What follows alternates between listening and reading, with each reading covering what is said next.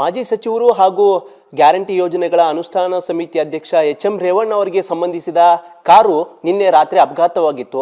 ಆ ಅಪಘಾತದಲ್ಲಿ 27 ವರ್ಷದ ರಾಜೇಶ್ ಅನ್ನೋರು ಮೃತಪಟ್ಟಿದ್ರು. ಆ ಅಪಘಾತಕ್ಕೆ ಸಂಬಂಧಪಟ್ಟಂತೆ ಸ್ವತಃ ಎಚ್ ಎಂ ರೇವಣ್ಣ ಅವರು ಇದೀಗ TV9 ಜೊತೆ ಮಾತಾಡೋದಕ್ಕಿದ್ದಾರೆ. ಸರ್, ನಿನ್ನೆ ಅಪಘಾತ ಆಯಿತು, ಏನೆಲ್ಲ ಆಯಿತು ಸರ್ ಎಕ್ಸಾಕ್ಟ್ಲಿ? ಅಪಘಾತ ಆಗಿದ್ದು ತಿಳಿದು ಬಂದಿದ್ದು. ನಾನು ಕೂಡ ಮಾಗಡಿನಲ್ಲಿ ಪೂಜೆ ಇತ್ತೊಂದು, ಪೂಜೆ ಮುಗಿಸಿ ನಮ್ಮ ಆತ್ಮೀಯರು, ಸಂಬಂಧಿಕರು ಮತ್ತು ಮಾಧ್ಯಮದವರೆಲ್ಲ ಸೇರಿ ಊಟ ಮಾಡಿ ಒಳ್ಳೆ ಪೂಜೆ ಆಯಿತು. ಅದನ್ನು ಮುಗಿಸ್ಕೊಂಡು ಬರುವಂಥ ಸಂದರ್ಭದಲ್ಲಿ ಮೊದಲು ನನ್ನ ಮಗ ಹೊರಟ.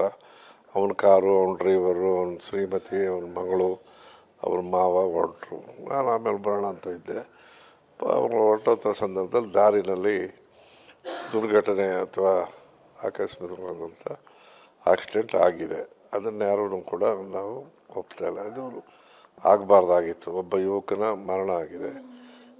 ಏನಕ್ಕಾಯಿತು ಅನ್ನೋದನ್ನು ಇನ್ವೆಸ್ಟಿಗೇಷನಲ್ಲೂ law will take its own, law of land ಅದೇನಾದರೂ ತೀರ್ಮಾನ ಕೊಡಲಿ. ಆದರೆ ನಡೆದ ಘಟನೆ ಹೇಗಿದೆ ಅಂದರೆ, ಎದುರುಗಡೆಯಿಂದ ಬರ್ತಿದ್ದಂಥ 2 ಗಾಡಿಗಳು, 2 ಸ್ಕೂಟರು, ಅವರ ತಿಕ್ಕಾಟ, ಅವರ ಒಂದು ಇದರಿಂದ ಬಂದು ನಮ್ಮ ಗಾಡಿ ಮೇಲೆ ಬಿದ್ದು ಸೈಡಲ್ಲಿ ಆತನಿಗೆ ಏಟಾಗಿದೆ. ಆತ ಮರಣ ಹೊಂದಿದ್ದಾನೆ. ಅದಕ್ಕೆ ನಂದು ಸಂತಾಪನೂ ಇದೆ. ಯಾಕೆಂದರೆ ಅವ್ರು ನನ್ನ ಕ್ಷೇತ್ರದವ್ರೇನೆ, ಗುಡ್ಡೇಗೌಡರ ಮಗ, ದುಡಿಯೋಕ್ಕೆ ಹೋಗಿದ್ದ ಅಂತ ಹೇಳ್ತಾರೆ. ಅದು ಪಾಪ ಅವನು ಸಾವು ಆಗಬಾರ್ದಾಗಿತ್ತು. ಆದರೆ ನಮ್ಮ ಮಗ ಮಾಗಡಿನಲ್ಲಿ ಪಾರ್ಟಿ ಮಾಡಿ ಬಂದಿದ್ದಾನೆ, ಇಲ್ಲಿ ಅವನೇ ಕಾರು ಓಡಿಸ್ತಿದ್ದ.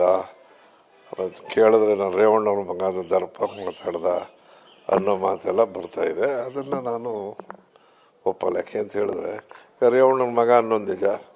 ನೀನು ಯಾರೇ ಅಂದರೆ ನಾನು ರೇವಣ್ಣವ್ರ ಮಗ ಅಂತ ಹೇಳಿದ್ರೆ ಅದು ತಪ್ಪಲ್ಲ. ಬಟ್ ಅಲ್ಲೇನೋ ಇದು ದರ್ಪ ದೌಲತ್ತು ತೋರಿಸೋದಾಗಲಿ ಅಂತ ಹುಡುಗ ಅಲ್ಲ. ಪಾಪ ಮಗು ಇತ್ತು, ಹೆಂಡತಿ ಇದ್ಲು, ಏನಾದರೂ ಘಟನೆ ಆಗ್ಬೋದು ಅಂತ ಬಂದಿದ್ದಾನೆ ಅರಿವಿಲ್ದೇನೆ. ಆಮೇಲೆ ನಾನು ಮಾತಾಡಿದ್ಮೇಲೆ ನಾವು ಗಾಡಿನೂ ಸರೆಂಡರ್ ಮಾಡಿದ್ದಾನೆ. ಅವನೇ ಡ್ರೈವರು ಸರೆಂಡರ್ ಆಗಿದ್ದಾನೆ. ನಮ್ಮ ಗಾಡಿಗೆ ಇನ್ಶೂರೆನ್ಸ್ ಇದೆ, ಲೈಸೆನ್ಸ್ ಎಲ್ಲ ಪಕ್ವಾಗಿದ್ದೀವಿ.